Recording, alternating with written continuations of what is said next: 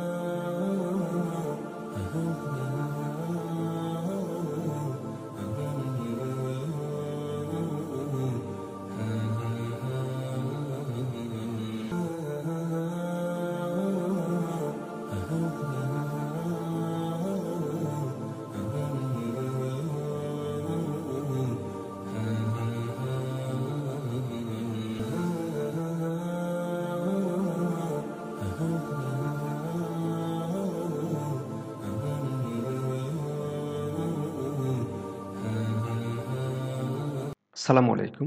সুপ্রিয় দর্শক, আমি সাথে আছি মোহাম্মদ ইব্রাহিম খলিল সুমন। ২০২৪ সালের ২৬শে নভেম্বর আইনজীবী সাইফুলকে যেভাবে হত্যা করা হয়েছে তার রীতিমতো বীভৎস, পাশবিক, নির্মম।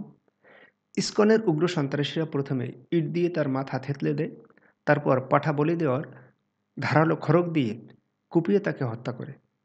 এই ইসকন হত্যাকাণ্ডে খুব সিদ্ধহস্ত, তাদের বুক একটুও কাঁপে না। এ ধরনের হত্যাকাণ্ড ঘটানো তাদের জন্য নতুন কিছু নয়। তাদের অপরাধ প্রবণতার অনেক উদাহরণ আমাদের কাছে আছে। গত ৫ই নভেম্বর ২০২৪ তারিখ মঙ্গলবার বিকেল ৫:৩০টার দিকে চট্টগ্রাম নগরের ফেসবুক পোস্টকে কেন্দ্র করে ওসমান আলী নামে একজনকে হত্যার চেষ্টা করে ইসকনের সদস্যরা। সেই পোস্টে ওসমান আলী ইসকন নিয়ে কিছু লিখেছিলেন। সেখানে যৌথ বাহিনীর সদস্যরা গিয়ে তাকে উদ্ধার করলেও এক পর্যায়ে আক্রমণকারীরা উচ্ছৃঙ্খল হয়ে ওঠে। তারা পুলিশের কাছ থেকে ওসমান আলীকে ছিনিয়ে নিয়ে হত্যার চেষ্টা করে। এক পর্যায়ে তারা পুলিশের ওপরও চড়াও হয়, ইটপাটকেল নিক্ষেপ করে, এসিডও ছুঁড়ে মারে। এতে ৯ জন পুলিশ সদস্য সহ সেনাবাহিনীর সদস্যরাও আহত হয়। এর মধ্যে একজন এসিডে আক্রান্ত হয়েছে। পরে অভিযান চালিয়ে ৮ জনকে গ্রেপ্তার করা হলে দেখা যায় তাদের মধ্যে বেশিরভাগই ইসকন সদস্য। আমরা আরেকটু যদি পিছনে লক্ষ্য করি, ২০১৬ সালের আরেকটি ঘটনা। ২০১৬ সালে সিলেটের ওসমানীনগর উপজেলার দক্ষিণ মোবারকপুর আন্দরকোনা মসজিদের ইমাম মাওলানা আব্দুর রহমানকে ইসকনের খুনিরা খুন করে হাত পা বেঁধে তার নিজ শয়নকক্ষে ঝুলিয়ে রাখে। নিহত ইমাম আব্দুর রহমান ফেসবুকে লেখালেখি করতেন।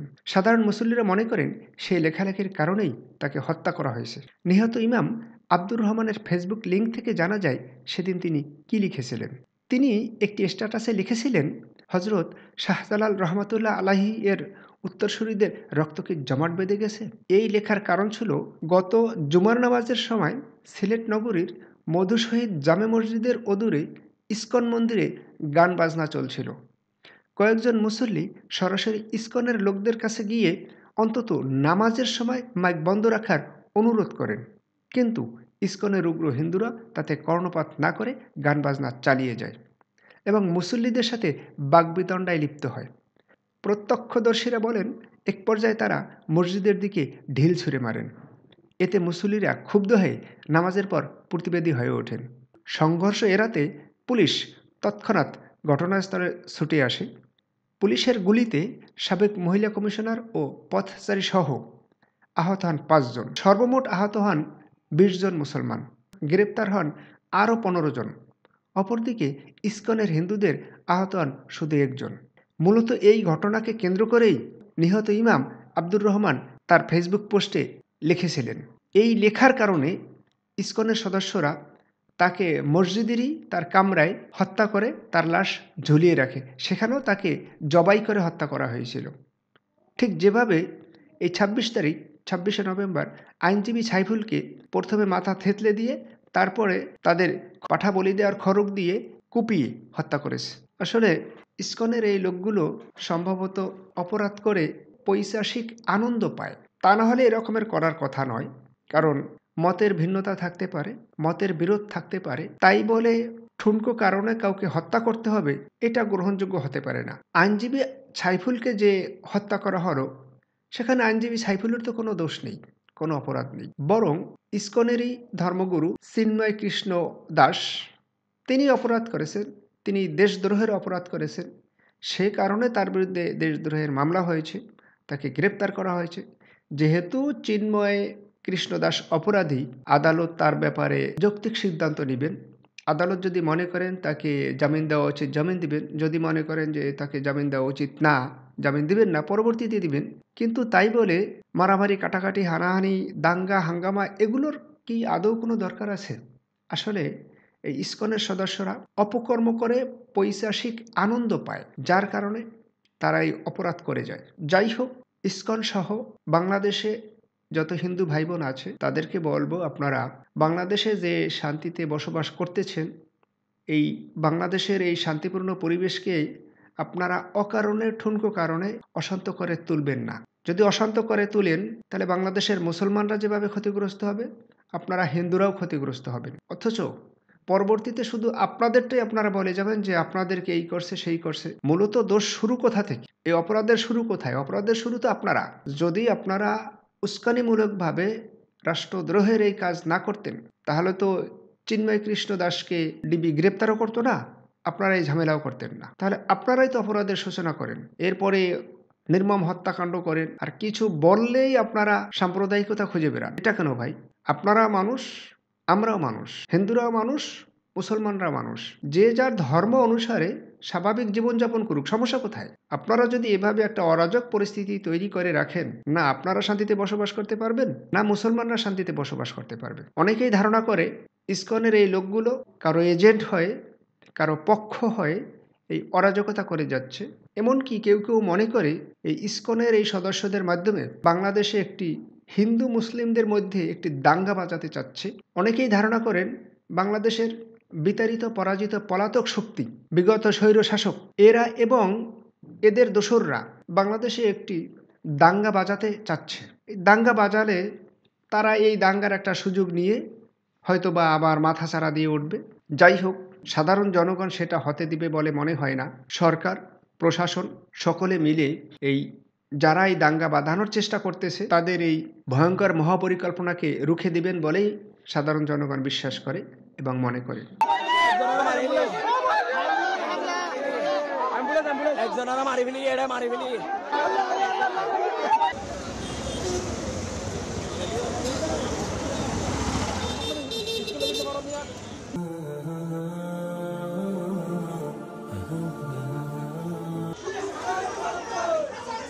ওনাকে ওভাবে ধরছে, ইট দিয়ে প্রথমে মারছে, তারপর যে পাটা জবাই করে খড়গ আছে না, পাটা জবাই করে ওই খড়গ দিয়ে এক কোবাইছে এখানে। ওরা যে সত্যযজ্ঞ চালিয়েছে আজকে আদালতের মতো সংবেদনশীল এরিয়ায়, ওরা ধর্মীয় দোহাই দিয়ে আর চলা যাবে না। এখানে যারা সন্ত্রাসী তাদের কোনো ধর্ম নাই, আমরা তাদেরকে সন্ত্রাসী হিসেবে চিহ্নিত করছি।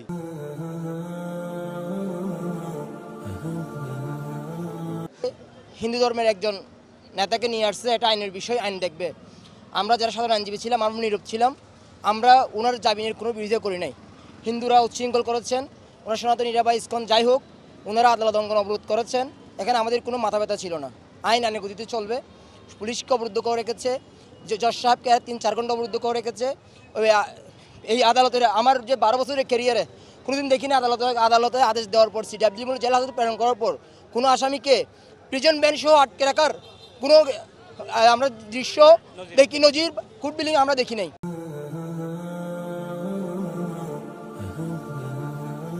আমরা ওখানে দাঁড়িয়েছিলাম, আমার নাকের দেখেন পাথর মারছে, ওইটা পাথর আমার নাকে এসে পড়ছে। আমাদের পাশ থেকে আলিফকে ধরে নিয়ে গিয়ে তারা জবাই করে হত্যা করেছে। সুতরাং এই ইসকন হচ্ছে যে একটা সন্ত্রাসী গোষ্ঠী, তাদেরকে আমরা এই মুহূর্তে নিষিদ্ধ করা হোক বাংলাদেশ থেকে। আমরা চাই এই ইসকন নিষিদ্ধ করার যদি দাবি না হয়, তারা হচ্ছে জঙ্গি সংগঠন। এখন বর্তমানে আজকে আদালতে যে তারা কর্মকাণ্ড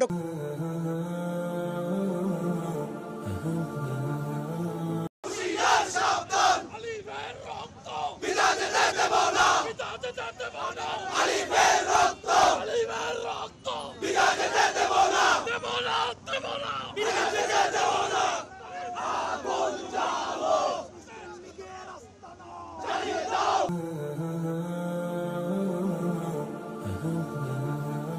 দুর্ভাগ্যজনক, আজকে কোনো পুলিশ কোর্ট বিল্ডিং প্রিমিসেসে ছিল না। আজকে তারা কোর্ট বিল্ডিংয়ে না থাকা, পুলিশ না থাকার কারণে ইসকনের এই সন্ত্রাসীরা এই কর্মকাণ্ড করেছেন। বিকেল 4টার দিকে কোর্ট বিল্ডিং থেকে নামার পথে অসংখ্য মোটরসাইকেল, গাড়ি, কার, প্রাইভেট কার, মসজিদের গ্লাস, ইমাম সাহেব থেকে শুরু করে যাকে পেয়েছে তাকে মারধর করেছেন। সর্বশেষ আমাদের এই ভাই যিনি মারা গেছেন সাইফুল ইসলাম, তাকে আহত করেছেন, তাকে কুপিয়ে হত্যা করেছেন এবং আমরা বলতে এই ঘটনার তীব্র নিন্দা জানাচ্ছি। সুপ্রিয় দর্শক, আমার এই ভিডিওর বিষয়ে আপনাদের যদি কোনো মন্তব্য থাকে আপনারা মন্তব্য করুন, আলোচনা করুন, সমালোচনা করুন। আপনাদের আলোচনা, সমালোচনা, মন্তব্য আমাকে আরও সুন্দরভাবে ভিডিও করার ক্ষেত্রে, উপস্থাপনা করার ক্ষেত্রে অনুপ্রেরণা যোগাবে। আপনারা যারা এখন আমার চ্যানেলটি সাবস্ক্রাইব করেননি, অনুগ্রহ করে আপনারা আমার চ্যানেলটি সাবস্ক্রাইব করুন এবং যারা সাবস্ক্রাইব করেছেন তাদেরকে অসংখ্য ধন্যবাদ। আসসালামু আলাইকুম।